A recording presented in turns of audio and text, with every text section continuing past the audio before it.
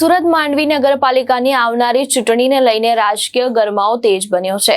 Form પરત ખેંચવાના અંતિમ દિવસે એક ઉમેદવારે ફોર્મ પરત ખેંચતા હવે કુલ 48 ઉમેદવારો ચૂંટણી મેદાનમાં રહ્યા છે।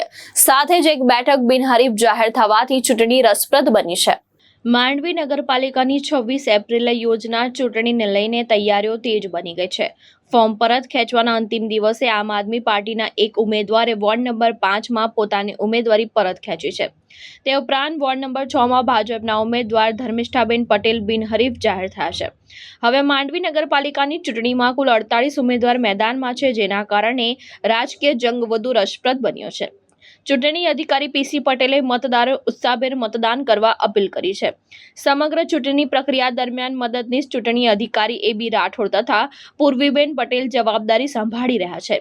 આવતી 26 એપ્રિલે યોજનાર મતદાનને લઈને શહેરમાં રાજકીય ચહલપહલ વધતી જોવા મળી રહી છે।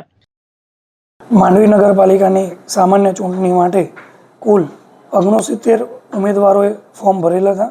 તેમાંથી 19 ઉમેદવારોના ઉમેદવારી ફોર્મ ચકાસણી સમયે રદ કરવામાં આવેલા। ત્યારબાદ આજ રોજ એક ઉમેદવારનું ફોર્મ પરત ખેંચવામાં આવેલું છે અને એક ઉમેદવાર વોર્ડ નંબર 6માં બિનહરીફ જાહેર કરવામાં આવેલા છે, જે ગણતા હવે કુલ 48 ઉમેદવારો ચૂંટણી મેદાનમાં હરીફ ઉમેદવારો તરીકે ફાઇનલ થયા છે।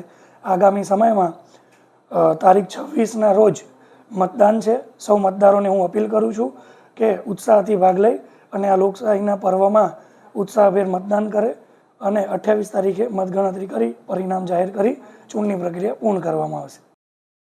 જીતેન્દ્ર સોલંકી, દ્રષ્ટિકોણ ન્યૂઝ, માંડવી, સુરત।